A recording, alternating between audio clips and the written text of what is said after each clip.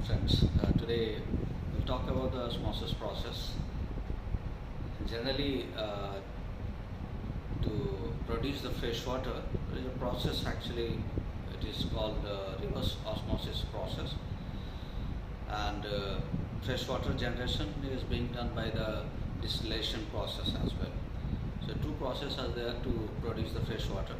We'll talk about today the osmosis and reverse osmosis process by which we are producing fresh water. So let's consider, before start the topic osmosis or reverse osmosis, we'll introduce some topics actually. We'll talk about the energy a little bit. In the universe, every particles wants to stable in its state. So if any electronics, like if suppose if you are connecting any two wires with the help of a battery, and we are making one switch over here, so there starts of flowing electrons from here to here. The flowing of electrons, let's consider about the atoms, those which has the electrons in outermost orbit, they want to also stable. So every energy in the universe wants to stable in its stage actually. So here also, to start the osmosis process, we'll consider one tube, one system here, in which we are putting this is your two tubes, and then one partition of these tubes with the semi-permeable. This is your semi-permeable membrane.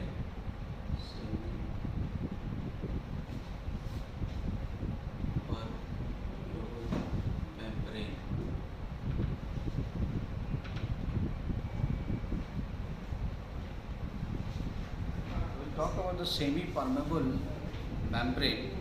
The best example for semi-permeable membrane is our skin.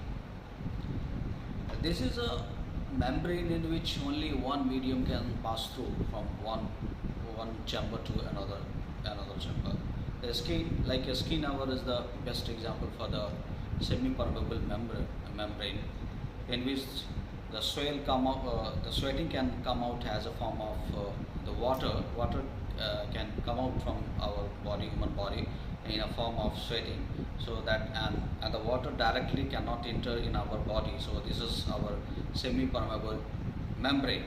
Here also, in this chamber, if you are putting here H2O, the pure H2O here, water, and this chamber also filled out with the H2O. In this case, if we are adding here salt, if you are adding here in this chamber salt, so the flow of electron will start move from here. Flow of molecules will start from here, this chamber to this chamber. Once you are adding here salt, the molecule of this chamber will start from this chamber to this chamber. So this salt, actually this is a solute. This is a solute. Salt is solute actually. Solute. In this process, we see here, the moment you have added here salt, the H2O starts flowing from this chamber to this chamber. Because this process is being done in water, so some kind of force will be there, and some speed of the water will of course take place over here, because the flow of molecules starts from here to here.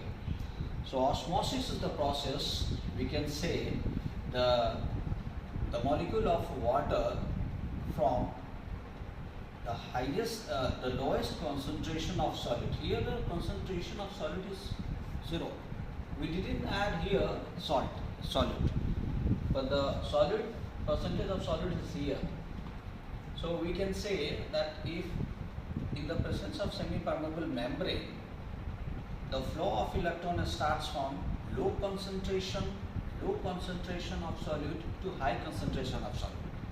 Low concentration of solute to high concentration. Here the high concentration of solute is there. High concentration of solute. So this process is known as osmosis process. In this thing, if we want to stop the osmosis process, so we must have actually before it, because the flow of electron starts from here, there must have some kind of force acting on it here. So suppose if we are to stop the osmosis process, what we do here, we'll make a one arrangement, and this chamber will be fitted with the one piston over here. And here also in this chamber also we have fitted one piston here also, one piston.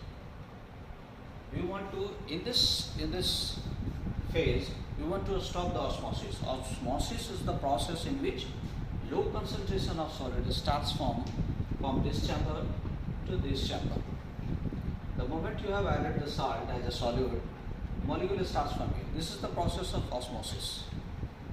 And to stop the osmosis process, we'll make one arrangement in which the piston will be fitted in both this chamber and this chamber. So, because the flow of electron is there and some force is acting over here, we'll assume it like 10 newtons force acting on it at this place. Because the force, the molecules starts from here, the flowing of molecules is taking place this way. To stop the osmosis process, we'll make this arrangement in which one piston will fit here in this chamber and this chamber also. So to stop the osmosis process, the moment we'll apply the piston downwards here, where the concentration, high concentration of solute here too, and we want to stop the osmosis process. So we'll make a pressure over here. If we are applying here 10 newtons, so osmosis process will stop. Opposing force will act here.